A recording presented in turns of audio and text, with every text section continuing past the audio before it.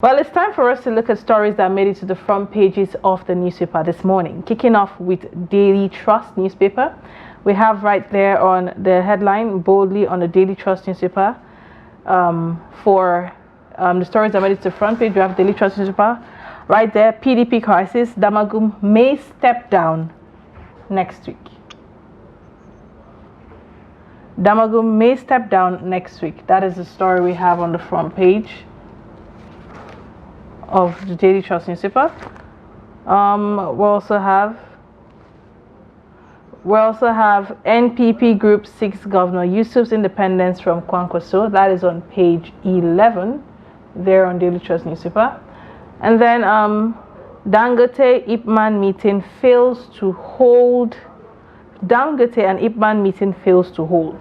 And we also have that on the front page of the Daily Trust newspaper. And passengers stranded has airline cut domestic flight. All right, then right down there we have Naira plunges to 1,700 Naira per dollar, and at the parallel market,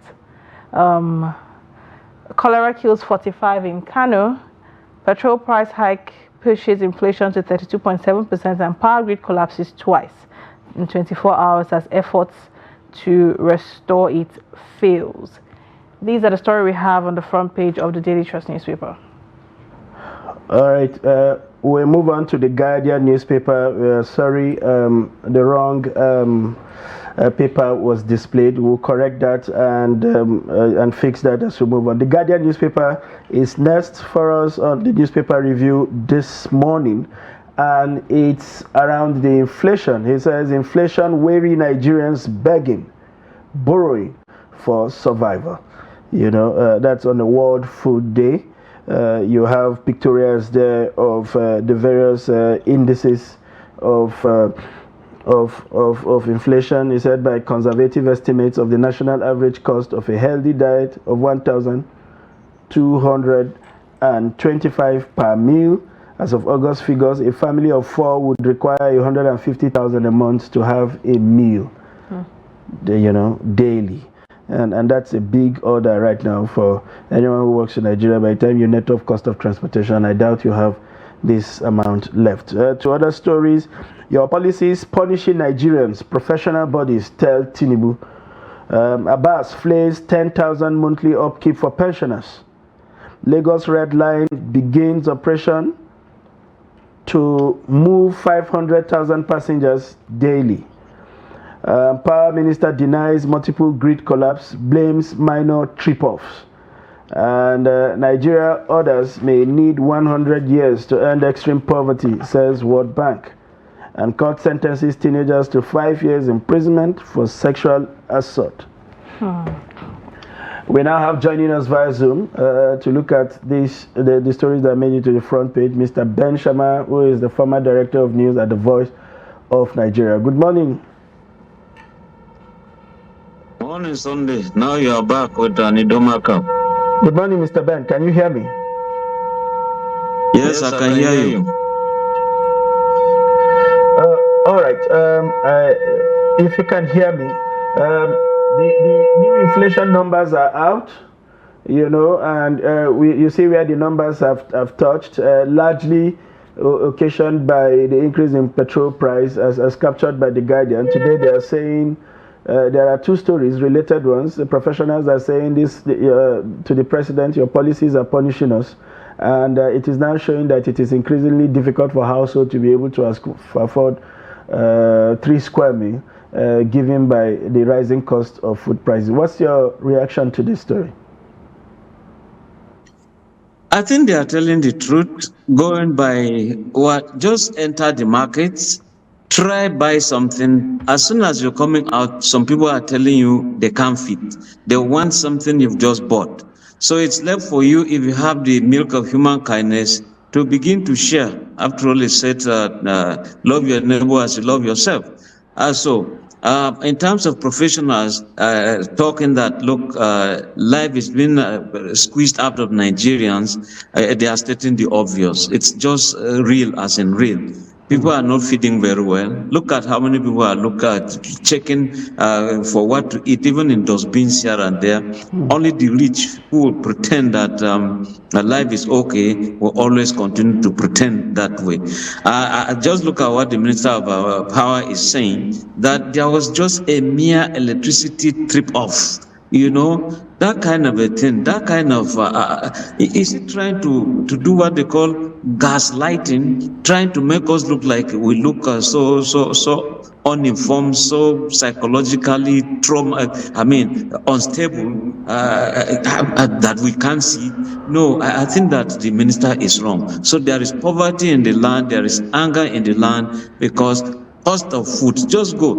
If today we're talking of harvest being done of crops, we ought to see that prices will go down. Yam prices should go down. But go and see what is happening. Five tubers of yam, they hardly can reduce to sell 1 or 2 for you. They want you to buy in bulk, a kind of, and they form a kind of association whereby the price in this market is the same over there. You don't find reduction in any of them. So people are suffering really.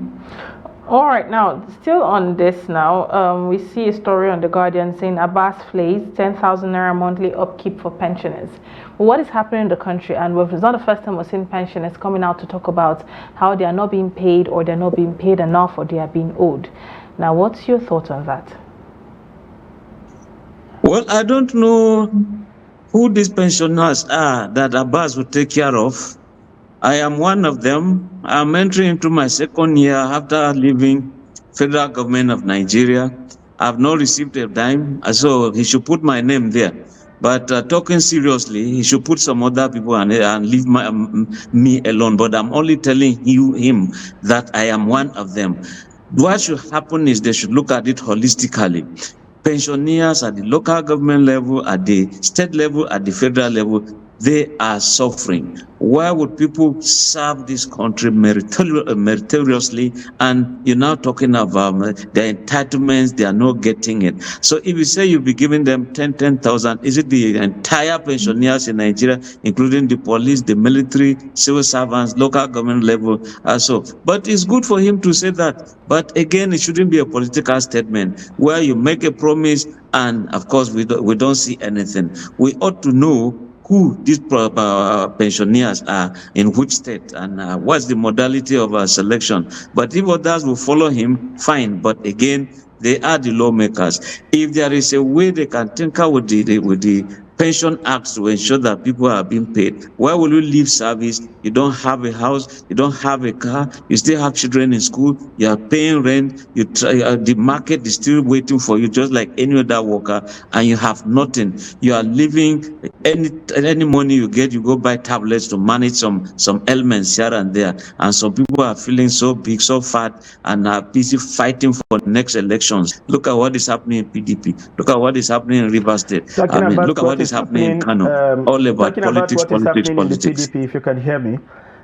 Yesterday, there appears to be a headway in the crisis with suggestion that Damagum may be stepping down as part of the agreement reached by the governors, and of course that aggrieved members would have to withdraw their cases from the courts. Do you think we have seen the end of this crisis in the PDP?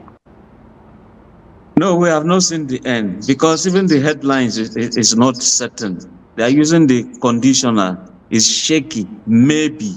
But even if it's going to be so, it also follows that another interim administration, acting administration, will be on ground. At what point do we begin to have, say, PDP has gone into a convention, they've now elected people campaign, they were voted in, and they are now in charge of the party in terms of administration. And this is what is rocking many other parties. Look at Labour, all is not well. And we're also hearing that in Kano, some people want to wrestle power out from Kwankwaso to give it to the governor. And so all is not yet well. So if you say that it's likely to step down on Monday, well, I'm wondering how that promotes, that brings food on the table of the masses that they are always claiming to be representing. It's still not a win-win situation for the Nigerian masses, because the political class is not getting it right. And that is why you can see in this country policy somersault. You plan this, it fails. And so you make the promise, fail them, and blame some other people. Blame security, that insecurity that you ought to have settled. Blame people who go on strike that you ought to have looked at their matters. And so it's a thing that the politicians are not getting right at all in the country.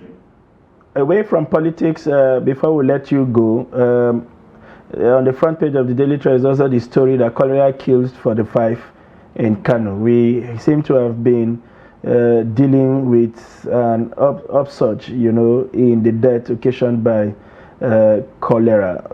What's your opinion? What exactly can states do to cut down this, especially given that we know what the causes are from issues of sanitation and contaminated water? What can they do, quickly to arrest this level of casualty? Yeah, you see, when you're talking of National Council of Health, it comprises the federal, the minister is there, it comprises the state, you have the commissioner of health, and you go to the local government level. At what point do we have this tripod taking care of Nigerians? So if we begin to have at the community level where the environment is being taken care of, that is a step ahead. If we look at the state level where state governors will have to also play their roles, that would be good. Then the National Disease Control Center should also come in. And of course, we're talking about manufacturing this or that, but cholera, first of all, it will make the environment clean, we make ourselves clean. These are the methods that we can take principally to ensure that cholera is being defeated. These are just avoidable diseases because it has to do with contamination. Look at gutters around, look at open defecation here and there, and every year we hear of we're going to end open defecation so time, and of course water will just come, these flood waters will come and unearth this, terminate our wells. We are still taking water from the wells in Nigeria of this 2024. These are things that ought to have been captured, I say captured, by Nigerian politics, by Nigerian politicians. Thank you very much, Mr. Ben Shaman, former director of Voice of Nigeria. And I share my sympathy with you over your delayed pension. Given the cost of living crisis, I hope it is resolved in good time to be able to guarantee you access to all of the things you want, especially in retirement where you should be resting. And do have a great day ahead, sir. Thank you very much. We shall win. We shall win. Hopefully. Very, very optimistic. Yes, Aluta continue. All right, that's the much that time would permit us to bring your way this morning. I want to thank you as always for finding time to be part of our breakfast show. We hope we have been able to bring you value. We have been able to bring you information, bring you entertainment, and we have brought you guests that have enlivened your morning and given you information that you can work with this morning. We will come your way again tomorrow with a fresh package and more insights about Nigeria and its affairs. I'm Sunday Michael Ogo. Until then, please stay tuned. And I am Lilian Ogazi. Thank you for sticking around.